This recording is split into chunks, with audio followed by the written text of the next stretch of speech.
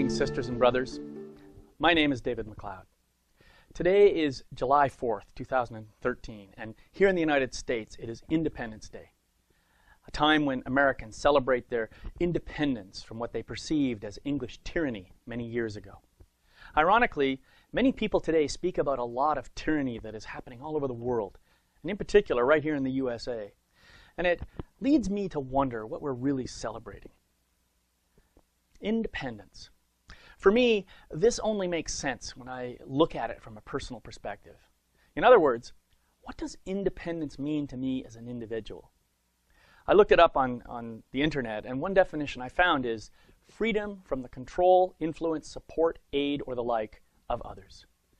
In this definition, I see three main points. First, control. Now, I certainly don't want to be under the control of others, so I can resonate with that part of the definition. I want to be autonomous and sovereign and have the freedom to make my own choices in every area of my life so that I can grow into the most fulfilled and enlightened being that I can be. Two, influence. Personally, I think it's virtually impossible not to be influenced by others, unless, of course, I live in total isolation. And in any event, while I don't always agree with feedback that might be designed to influence me, there are times when that feedback is crucial to my growth. In fact, I think it's extremely difficult for me to grow at all without feedback, so I'm definitely okay with some level of influence, as long as I have the final say about whether I accept it or not. Three, support. Why is it that we seem to believe, as a collective, that we have to do things all alone? I mean, nobody who ever succeeded at anything important did it without the support of people in his or her life. Having the support or aid of my friends and loved ones is something I really enjoy and I count on in a lot of ways. So it's important for me to be able to ask for that in my life when I need it. With all that, I guess you could say that I'm not really interested in independence per se, at least as it's defined here. What I am interested in is autonomy and sovereignty. That is, in being recognized and accepted as a powerful, unique, spiritual being with the freedom to make my own choices and determine my own destiny. To accomplish that, I need the support of other like-minded beings. And so independence is rather a counterproductive objective.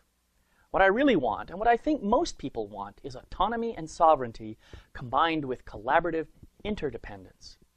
Imagine living in collaborative community with people just like you to create a world in which all of us are encouraged and supported to be the most vibrant, magnificent, fulfilled human beings we can possibly be.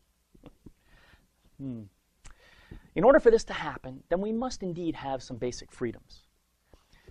We must be free to make our own choices, as long as they cause no one else harm. We must be free of tyranny, fear-mongering, terrorism, or other forms of negative energy that are designed to control us and keep us small. We must be free of mechanisms or impediments that keep us from giving or receiving unconditional love. We must be free of toxic or poisonous elements in our environments that damage our bodies, minds, hearts, and souls. We must be free of fear-based behaviors that drive greed and corruption and leave us in an illusion of scarcity that props up a false duality of ultra-rich and ultra-poor. But how do we get these freedoms? Well, depending on how you look at the situation, it may appear as if we have to demand them from our government and our institutions. And this is because we have the idea that these beliefs can only be given to us by entities that exist outside of ourselves. It is we, you and me, who have created these governments and institutions in the first place. But how easily we seem to forget that. So if we don't have the basic freedoms we believe we should have, then we tend to blame those institutions rather than looking at the true source of our problem, i.e., the creators of the institutions, the people, you and me. Looking outward to obtain these freedoms is doomed to fail because we are then giving away our own power by putting all our faith and trust in something outside of ourselves that we created, rather than going back to the source from which it was created. In other words, the only place we will find these basic freedoms is within. If we really want the freedoms that we claim to want, then we as individuals, as communities, as nations, we must return to the truth of who we really are, for that's where the real wisdom is. That's where the real freedom is. In honor of the day, I call upon each of us to look within and to claim the freedoms that are rightfully ours.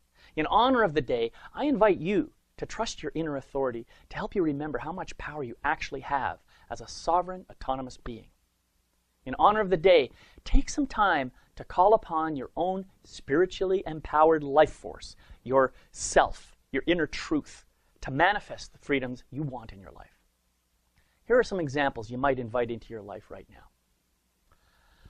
Freedom from pain and suffering, and a welcoming of unconditional love. Freedom from tyranny and terrorism, and a welcoming of unconditional acceptance. Freedom from disempowering beliefs, and a welcoming of personal awakening and enlightenment. Freedom from fear, and a welcoming of the power of choice. Freedom from confusion, and a welcoming of clarity in all areas of your life. Freedom from ignorance, and a welcoming of the wisdom that emanates from your soul. Spend some time today and think about this at length. Think about what really matters to you and look at how you can create that in your life simply by the power of your choice.